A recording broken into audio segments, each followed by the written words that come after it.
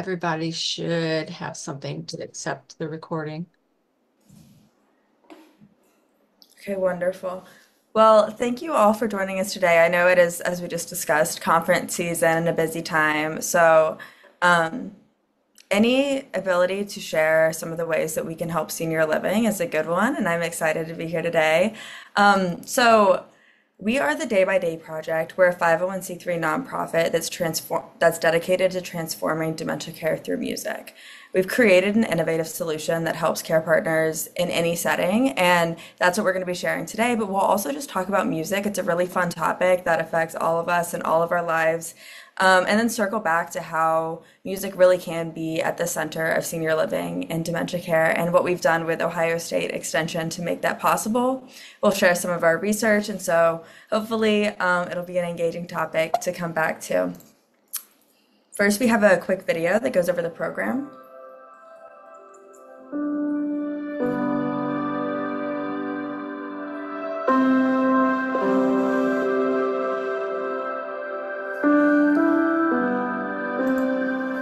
The Day by Day Project Memory Disco is a tool to bring the power of music into every caretaking experience.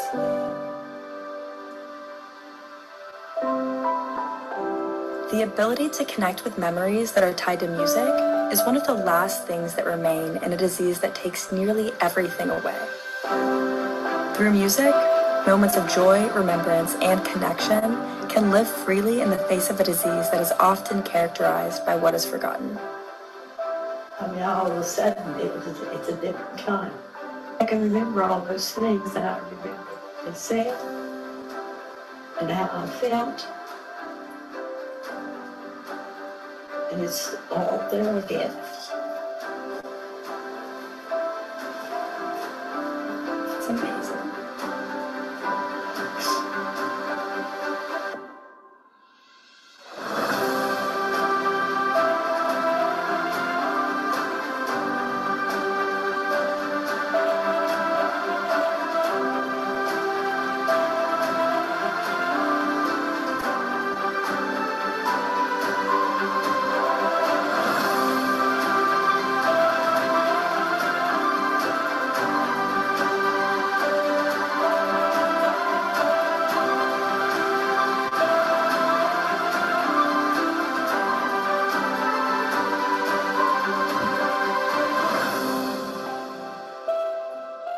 Did you feel when you were listening to that music? I'm reading it. I'm reading it.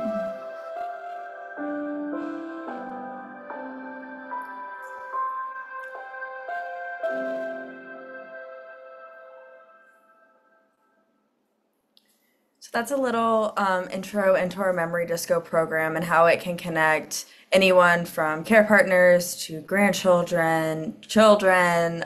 We had some like wives and husband duos that were together for that experience and just shed moments of joy. And so our mission is to make that an everyday possibility. But a little bit about me. I started playing the violin when I was 5 years old, and but I grew up with my mom who worked at a memory care center my entire life. And so when I was 10 years old, I actually played my violin for a memory care center that she worked under. And when I started to play my simple pieces, the woman in front of me actually started to vocalize. And I wasn't quite sure what was happening. Like it didn't exactly sound like words, but it was profound. And afterwards, a nurse told me that that woman had been a former opera singer, and she was also nonverbal for 4 months. And so she was singing along with me in this experience. And so I went and continued to play with her every week for several months until when I was 14 years old, I founded the Day by Day Project as a volunteer service organization with the mission to transform dementia care through music. Since then, in high school, even at 14 years old, I was able to collaborate with some of the head neurologists at the University of Cincinnati studying memory care and just kind of like these different techniques that we could do. And so I'll get into that. And then I myself studied neuroscience at the Ohio State University. I graduated several years back, and everything has kind of just fallen into place since then. So I'm excited to talk about the program. But first, we'll start with just the simple fact, like how music is working in our brain. It's really interesting because when we tie memories to music, they're preserved throughout dementia. And so we see this when we're little. We remember our nursery rhymes through music, our ABCs through music. But music is also a part of our core memories, like the first song at our wedding dance or prom. It's funny, like when you think about so many important moments of our life are tied to music. And we can kind of also conceptualize this, and I have an exercise, I believe, on the next slide. But I always like to say, like, when I get in a car and a familiar song comes on, it'll take me right back to a different time and place where all of these emotions and memories will just start flooding in. It's almost like I'm reliving that experience all over again. And it's just profound how much I can feel just from simply listening to a song.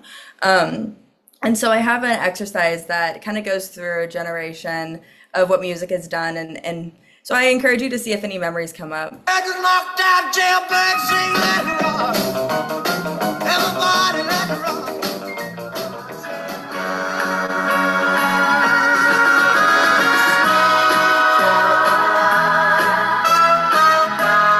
The times never seem so good. It's fun to stay at the YMCA. It's fun to stay at the YMCA.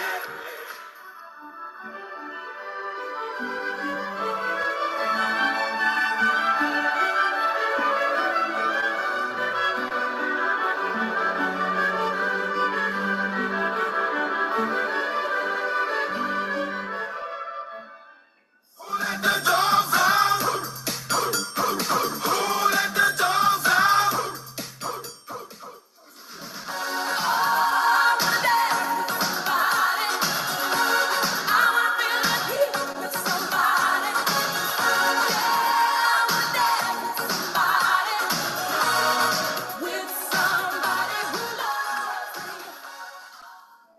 You are my sunshine, my only sunshine.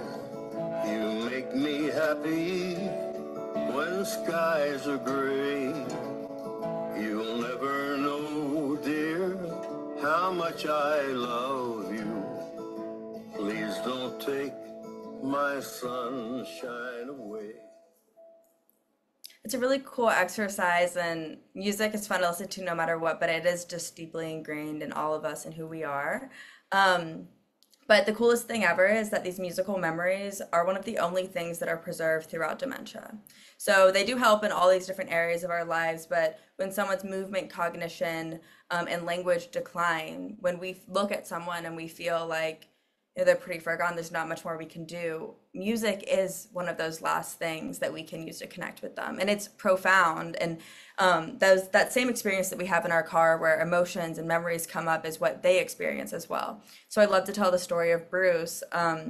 He was a former music man, tried and true. He was a conductor, a composer. He played the guitar, really cool guy. But I got to know Bruce in the later stages of dementia when he really could not communicate at all. And um, he was the kind of person that it was just like he'd lost visitors, like it was really sad. But when we would play in this memory disco sense, and we would play Frank Sinatra for Bruce, he would stand up, lift both his arms to the sky and start conducting again. And you could see so clearly that Bruce was still there and that he was remembering these things, and his wife and his children would come and enjoy that experience with him. It was a way for care partners to have those moments of socialization that are much needed. And so if we can put music in the center of senior living and especially memory care, we're able to create moments for joy, connection, and purpose. And that really is the mission behind what we're doing. And so through our research with Kathy, we identified 3 areas where we believe there could be much improvement in senior living. And so the first is challenging behaviors. So we noticed this, especially in memory care and dementia care, that there's a hypothesis that says that a lot of these challenging behaviors that need de-escalation come from when your environment is changing around you. You can become confused and disoriented and agitated. And to me, that's a very normal experience. And so what we're trying to do is reorient them to something familiar, like music. And so we'll talk about the kind of things that our research have shown in that. But in addition, easing workload. So a lot of times hard.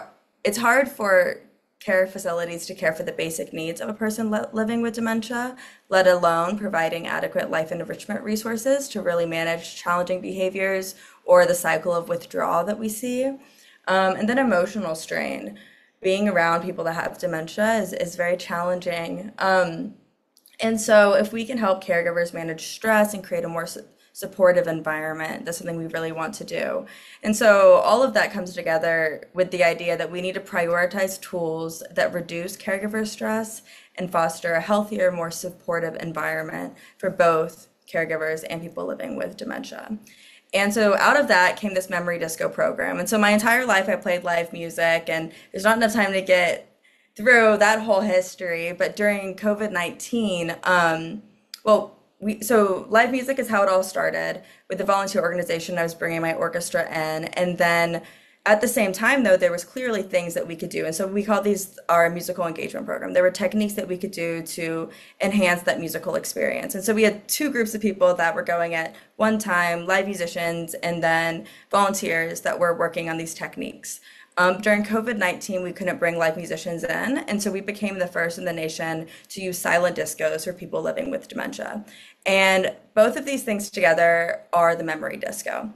And so if you're not familiar, a silent disco is an experience where an unlimited amount of headphones are connected to one music source so that everybody's listening to the same music at the same time together. And what we saw when we started implementing this new approach was that the level of engagement was so much higher.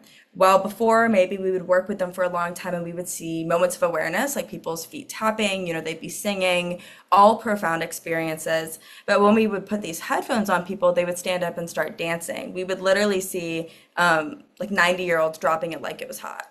And it became a big dance party for people. And so one of the things we went to study is, why is this happening? And so we were able to identify these 3 A's of why this, just simply the way in which we introduce music, is so much more engaging than playing the music out loud. And here we have Sagan to tell you about it. So the first is auditory needs. So every headphone's volume adjusts independently. There's literally a volume scroll on the headphones. And so if someone is hard of hearing, or if they're wearing hearing aids, quite literally, or if they get easily overstimulated, you can customize that experience for their needs. I always like to say, it's really hard to engage in something if you can't hear it. And that's a major problem in senior living. The second is attention. So when you age, and especially in dementia, your attention span gets really small. This makes it harder to have flexibility in, listening and engaging to something that is over here or while bingo's in the background. But when we wear headphones, it automatically engages 100% of whatever attention span is available, really maximizing that benefit of music and the engagement and the approach that we're bringing to the table. And then the last A here is actually for the care partner, or it was myself for a long time, and this is the concept of accessibility. So for the first time ever, we can bring this high-level musical engagement into any place at any time by anyone on a group level. And this is regardless of someone's musical experience or access to live music. It just really made everything so much easier. We could bring, 18-year-old volunteers in to have the experience. It became clear that this could be something that helped so many people everywhere. And then in the top right corner here, you'll see a microphone, because we actually found out a way to hook a microphone up to the headphones. So if you just wanted to use it as a hearing assistive device, you could do that. So in programs like bingo, everyone can hear bingo a lot better. Or exercise, we have an exercise memory disco where you can quite literally say the motions out loud. There's so many ways that we'll get into the activities and everything, but it really leaning on technology in this way opens up doors that have never been opened up before. And then we have our engagement techniques. And this is what we've worked on for the last 10 years with the help of neurologists and leaders in the field. It focuses on 3 main pillars. That's rhythmic engagement, physical touch, and community involvement. And we tie all of those in with techniques so that simultaneously quite literally every part of the brain is lighting up, and that's what we see when we see these wonderful engagement experiences, is like literally their brains are lighting up with movement and singing and connection and tears, and it's just wonderful. So we're able to create joyful moments of connection with what we can do, you know, as care partners and as leaders in the field. There are things that we can do, and so our goal is for the memory disco to be a tool at the fingertips of the people that are caring in this industry, and help them. So our research is actually focused on the care partner. But like we were talking about earlier, and there's a little bit of a word problem here, but there's so many ways that we could repurpose this equipment. So we ran a 2-year pilot program when we were developing the memory disco package. So this is a package that can be put into different communities across the nation, and this transforms how they do care. So in this pilot program, we studied, you know, music is a great engaging activity, but can it be more than that? Can it actually help care partners in their daily struggles? So out of that, you know, we created a de-escalation memory disco, an exercise memory disco, a sundowning memory disco. There's over 15 different activity guides that we've created, and they're located in this binder that care partners quite literally open up and choose from. And I think we'll get to it, but in this binder, there's step-by-step setup instructions. So you just follow it to set it up. We refer back, we have a memory disco certification, the training for the engagement techniques. And so we go over what techniques are really great for that activity. And then we even have a curated playlist at the bottom that we've already created for that activity. So all you have to do is scan it and press play. And then you have an entire activity at your fingertips. Here's a quick video of what, again, the program looks like in action. Here we are, looking into the world of dementia from the outside, and we're seeing this strong cycle of withdrawal. And without a cure, we need to find a way to support the people that are struggling each and every day. And so we created the Memory Disco program. The Memory Disco is something that takes advantage of some of the last things that our residents are connected with, and that's music. And it really ignites, from my understanding, more parts of your brain than anything. When we tie memories to music, they're rhythmically encoded in our brain. And these are called musical memories. Musical memories can help us remember things like our nursery rhymes or our ABCs when we're little. But musical memories serve another purpose, and that's that they're preserved throughout dementia. Meaning that even when a person's cognition, language, or movement decline, they oftentimes will still be able to connect with these memories. This is just one of those magical tools that allows residents to have this unbelievable engagement, this experience that's actually memorable. What if we could reframe music as not just this fun, lively activity, but as a tool for care partners to use each and every day? And what we found was that music could help. It could help with rhythmic eating during times of mealtime. It could help during sundowning. It could be a tool for de-escalation, and we could even hook a microphone up so that everyone could hear bingo a lot better and make that more engaging. This is something that you can utilize every single day. You know, once you have it in your building, it's accessible to you 24/7. If a resident is having a really hard day and you need some sort of therapeutic moment with them, it's at your fingertips. To be able to box that up and put it into, you know, that separates you. You never get more attention out of somebody with dementia than in that moment. This will create better care in dementia across the board. We can continue to create meaningful moments of joy in a disease that is often characterized solely by what is forgotten. Music needs to be at the center of dementia care.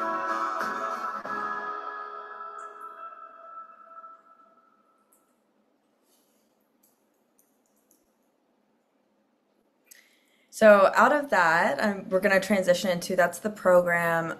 If anyone has any questions about the program, feel free to reach out to me. And but what we've been able to do is partner with Ohio State University Extension and Kathy Tutt, Ken Stewart, Gwen Stewart, a couple other really great people to run a research program, a research pilot to understand, you know, how this really is impacting care partners. So we ran a bi-weekly survey across 3 months, and this included 21 participants in 18 memory care communities, such as activity directors, coordinators, and caregivers. And what we were really interested interested in looking at is the care partner's experience. When we look at dementia, there's always the person living with dementia, and then there's always the person caring for them. And that person is just as important. And so we figure if we're making a tool that can support them, that's really where the change can come from. And so we looked at feelings of connection, job satisfaction, management of engagement and behavior, and then qualitative feedback.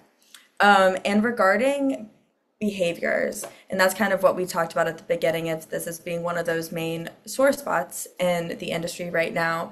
90% using this program observed enhanced mood during activities, 85% improved behavior, and 95% noted improved behavior 4 to 6 hours after the activity, which is really, really incredible. These are some results that we put out there, but definitely show that this is needed and that music can be that solution. Easing workload. So these questions were kind of aiming at like, this is a really hard job and a lot of people get burnt out. There's lots of staff turnover that we're seeing and experiencing, but 90% of care partners said that their work felt easier with the program. 71% felt more motivated to go to work on days that they used the memory disco. 80% experienced increased workplace satisfaction, and 70%, and this one is really, really incredible, but 70% felt increased confidence in their caregiving abilities. They felt better equipped to manage behavioral challenges.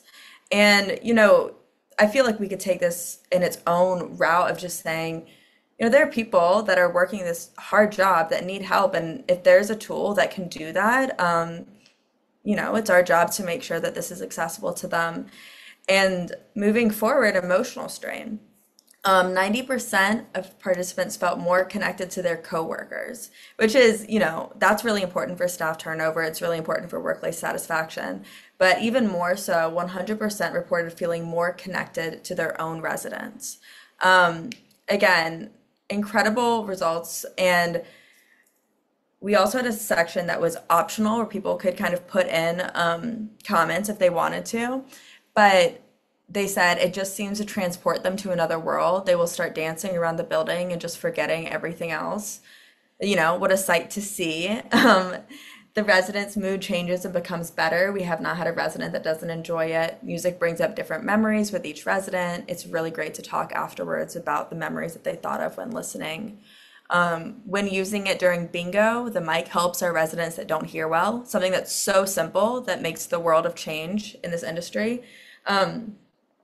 With memory disco, we have residents from other units participating in more staff engagement. One thing that we've seen come together are people from independent living sectors of the community and then memory care all getting together for the same activity, which is just an awesome moment.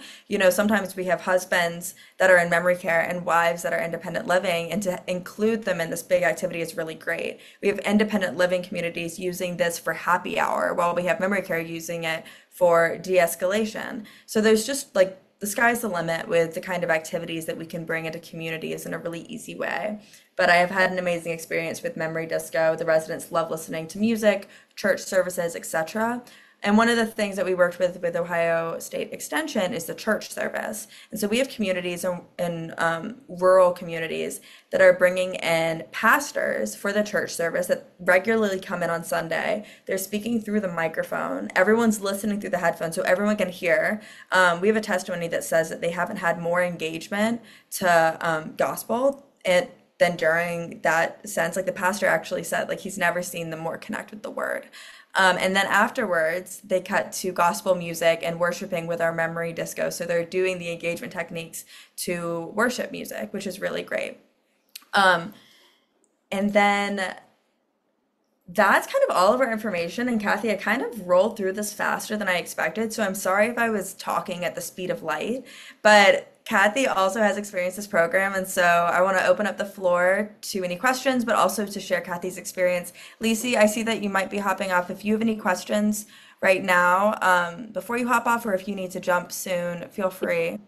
I'll speak real quick. I put Yeah. some comments in chat, so check it out. But my thought process in that chat comment is today, musical access is not as homogenous. There's a lot more options. There's Spotify, there's Pandora, there's just a lot more options to customize music to your own preferences. Hmm. I'd like you to talk a little bit about how this program might look once, say, millennials, Gen X, granted, I don't like generations and I'll clarify, but, people born in the 70s, 80s, 90s Yeah. who had more diverse access to music, especially 90s and beyond, but, 70s, 80s, 90s, I think a lot more diverse access to music because they were the early adopters of technology. Yeah, So just that's something that I've honestly spent a lot of time thinking about of like the people that we see in communities today. Picking out these playlists is easier because there was a more limited access to music. You pull out the Bee Gees and everyone knows it. Elvis Presley, everyone knows that music. And now, because music is so much more accessible, I wonder, if I was in a memory care community, I don't know what they would play because I feel like I don't listen to music that my friends do. And so that's something that we're definitely going to have to study and understand as time moves forward. What I have seen and have a little bit of hope for is with the expansion of technology. I think it would be very possible for everyone to, plug their music sources in and have a playlist generated and when we get to that time of nursing homes and needing to do that. But for right now, feel very fortunate that we've been able to pull together playlists that connects generations from the 50s, 60s, 70s, 80s. We bring all of that music into one playlist and it goes over really well. But that's really interesting. And I think the other thing too, Kaylee, is that, recognizing that it's all Bluetooth, so people can create their own playlist, whether it Yes. be in, different populations, different demographics, whatever it might be, but you can create your own playlist if you want to for whatever Yeah. situation that you might be So in. we've created over 40 playlists that people can pick from and use from that are pretty personalized. We have like just Elvis Presley, just Frank Sinatra, just classical musics from the 50s. We have those, but anything you play through your device will play through the headphones. And so we've had some like Italian opera singers that have come into communities and need a moment of de-escalation. And I will be so honest, that is not a playlist that I prepared ahead of time, but it's one that they were able to look up on Spotify or Apple Music and then play for him, and that could go through the headphones as well. So in this generation, while we don't have that advanced technology, we still have that aspect of personalized playlist in the memory disco.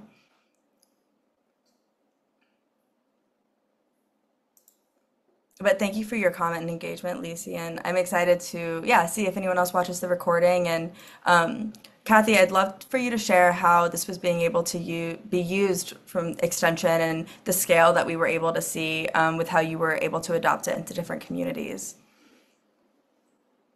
Sure. Yeah. So I do get questions often like how is extension fit into this? And aside from the research part of the project, we have been able to get some small grants and take them into communities. So in particular, two of our communities, Noble and Monroe County, are very, very rural. They do not have very good Wi-Fi access. So a lot of times, if you want to use an Apple or an iPad or something like that, it makes it a little bit more difficult for them. But with this, just using those Bluetooth technologies, they can take it anywhere at any time.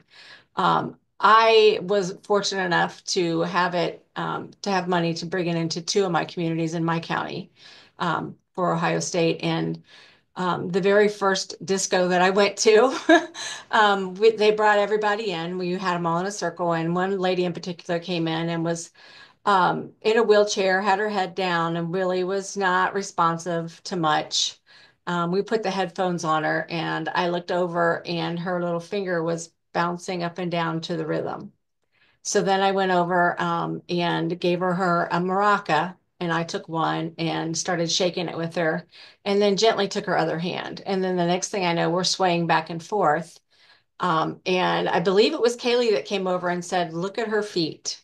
And I looked down, and she was moving her feet back and forth to the rhythm of the music as well.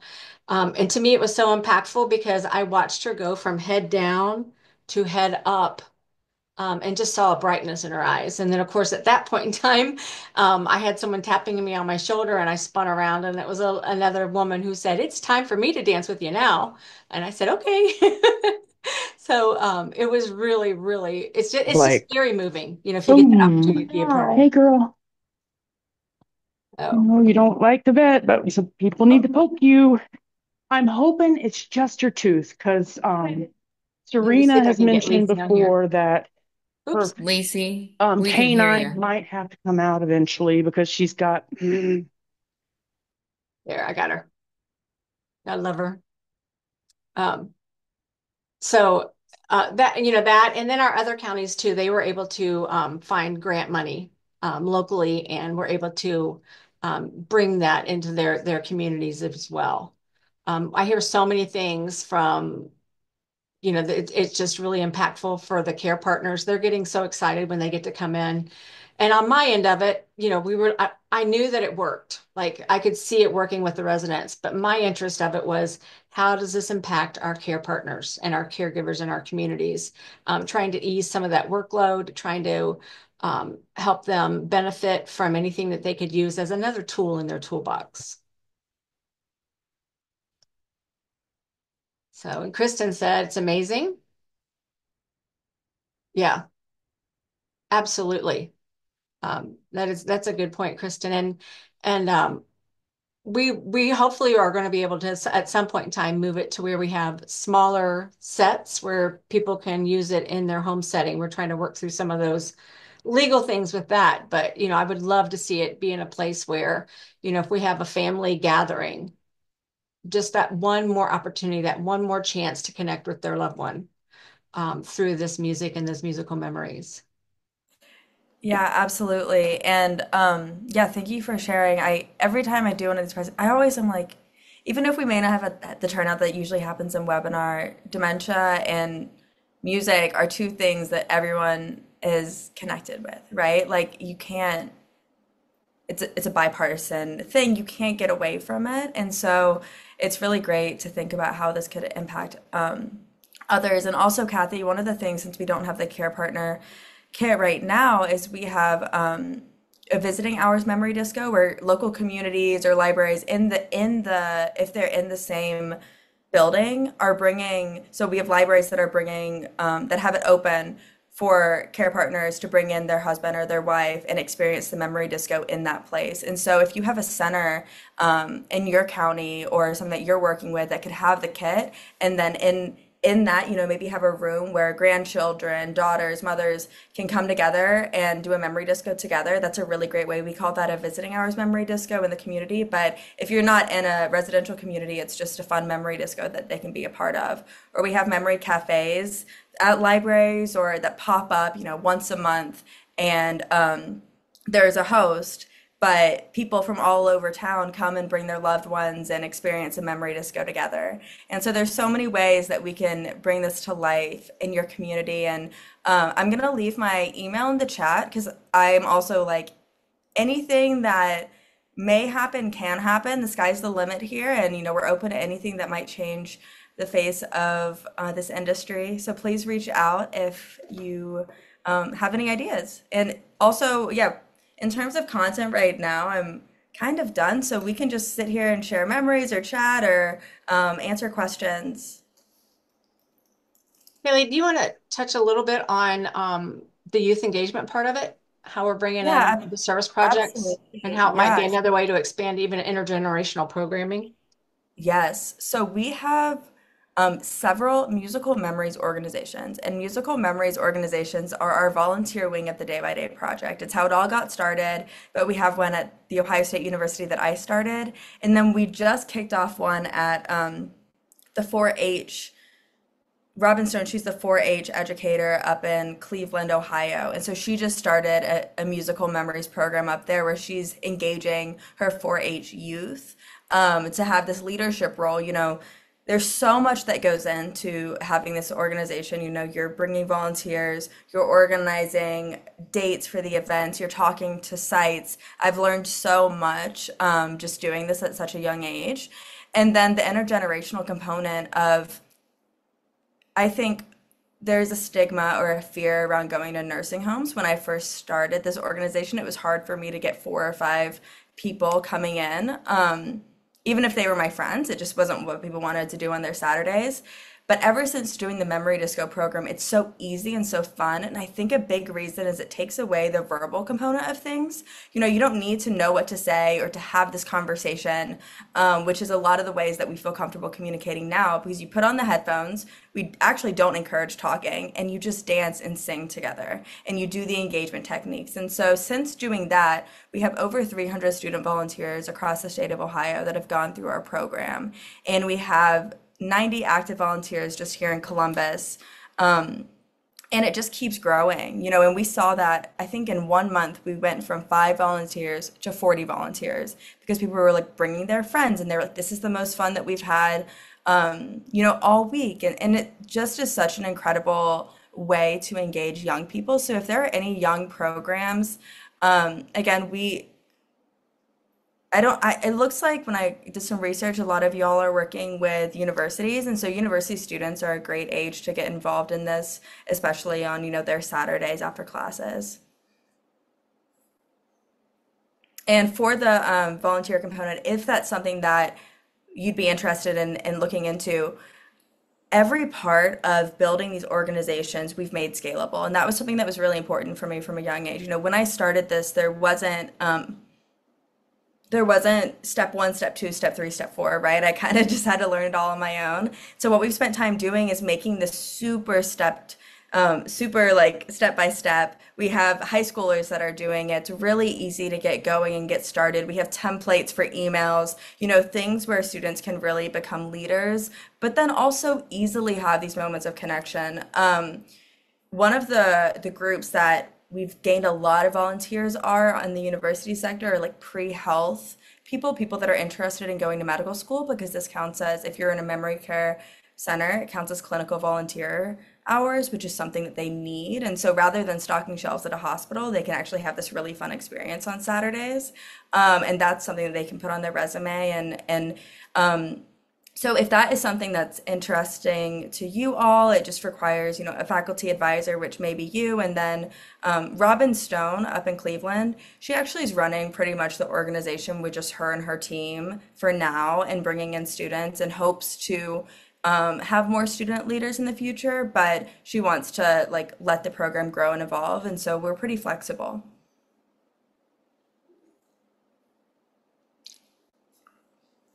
Thank you. So we will open it up for questions. If anybody has any questions or comments.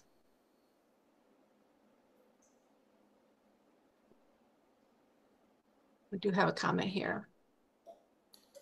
Wendy, that sounds amazing. Yeah, we'll send out the recording and then I'll also reach out to you. And if it sounds like something you'd love to learn more about, we can hop on a call and just chat.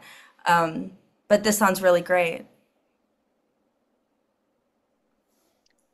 Yeah, thank you. I've got to jump on another call, so I'm glad I was able to just catch a snippet of what you were talking about. But definitely, always looking for new activities at our memory cafes. We know music is, an Yeah, excellent avenue to connect and engage. I didn't hear all of your presentation, but I can imagine what you shared about the benefits. So, um, yeah, and then this one group in particular, there's a gerontology club at Colorado State University that does outreach in the community with our elders, and I don't know, this seems like it could be yeah, a fun fit for them as well. absolutely. I think I've always grown up with a love for older individuals. My mom worked at a memory care center. Like all my best friends had dementia growing up. And so when I started volunteering, I was like, this is so fun. And like there are young people that are like so into it, but it's sometimes having a tool and something that's easy and fun and like people are sweating and laughing and there's always opportunities to make volunteering more exciting and more fun. Yeah, for sure. Okay, well, I'll look forward to some more Okay. information and